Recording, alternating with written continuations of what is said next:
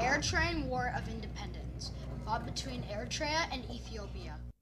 Eritrea is one of the many countries in Africa, north of Ethiopia and next to Djibouti.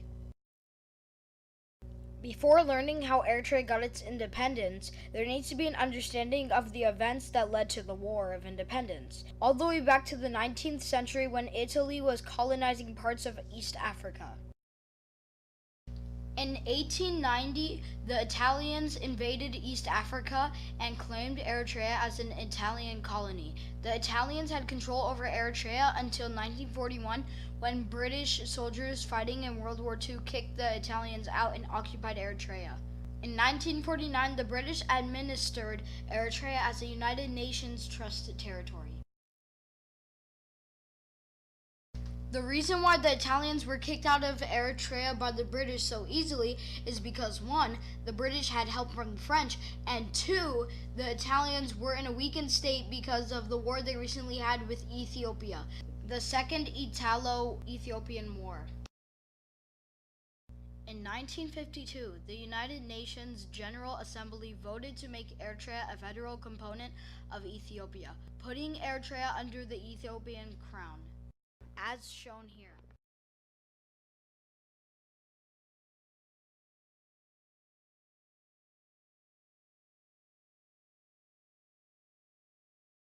In 1958, the Eritrean Liberation Front, or ELF for short, is formed. The group was formed to mobilize the Eritrean population against Ethiopian forces. The ELF group was being led by Ramadan Mohammed Nur. On September 1st, 1961, Hamed Idris Awate and his companions fired the first shots against the occupying Ethiopian army, starting a 30-year-long war of independence.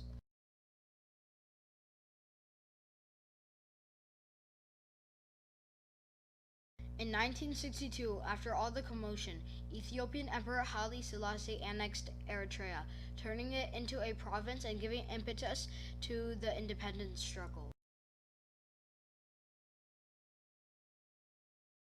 As shown here, Eritrean men and women are now preparing for full-on war with Ethiopia, supplying rifles and scouting areas.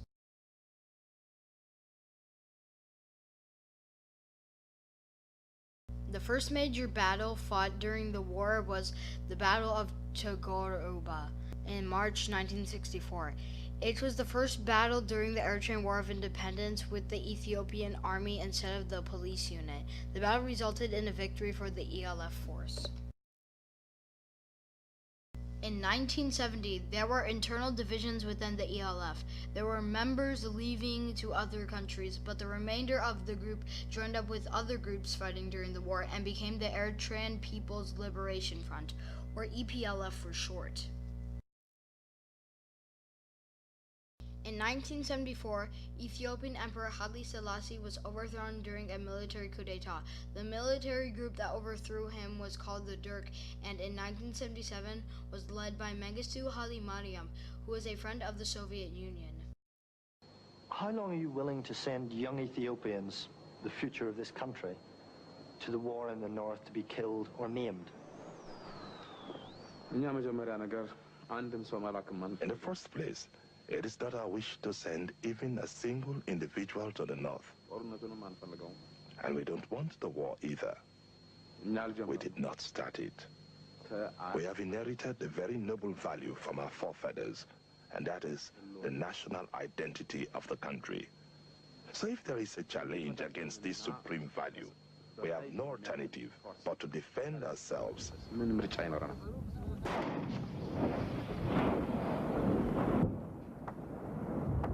The next major battle during the war was the Battle of Massawa from 1977 to 1978.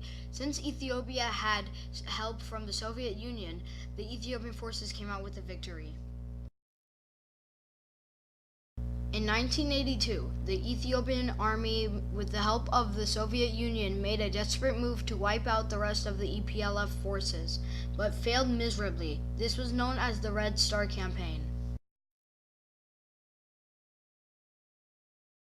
Another major battle during the war was the Battle of Alphabet during 1998. This battle did not only include the EPLF and the Ethiopian army, but the Soviet Union and the Cuban soldiers. The battle resulted in a victory for the EPLF. Mengistu's army was enjoying Soviet Union support until the late 1980s. The Soviet Union said that it did not want to renew its contract with Ethiopia. Finally, on May 24, 1991, after 30 long years, the EPLF fighters claimed the capital city Asmara in Eritrea, ending the War of Independence. In 1993, Eritrea held a referendum. An overwhelming 99.8% of the population voted for independence. We have never, ever entertained the idea of reparations from Ethiopia, simply because we believe both our peoples, Ethiopians and Eritreans, need reparations. From whom? From each other? No. We have never, ever entertained this idea. If you are talking about the refinery, if anyone is talking about assets in Eritrea that should be shared by Ethiopia, you have to apply the same logic to assets in Ethiopia.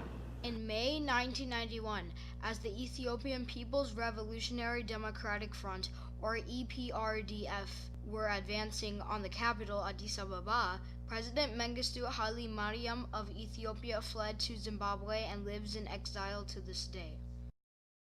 The next leader of Ethiopia was the leader of the EPRDF, Meles Zenawi, who ruled Ethiopia until his death in 2012. As for Eritrea, the EPLF soldiers were cheering for their victory, running back home, celebrating the independence they strived for. They have been fighting for about 3 decades, and they earned what they sacrificed dearly for.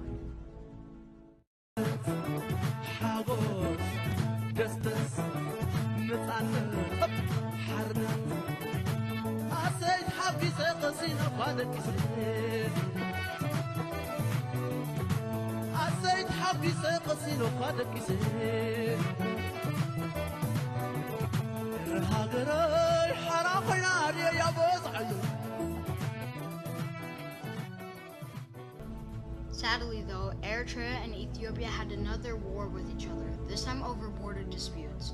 The war lasted from the year 1998 to 2000, and it cost about 70,000 lives on both sides.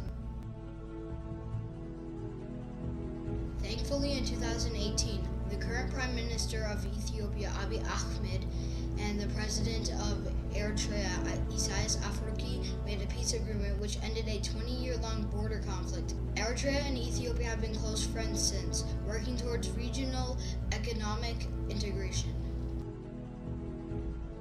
The Eritrean War of Independence, on the one hand, brought about a tragedy with about 100,000 lives lost, the famine that went on in the countries during the war, and the devastation of entire cities and communities. On the other hand, it resulted in a great triumph for the Eritrean people in achieving their aspiration for national independence.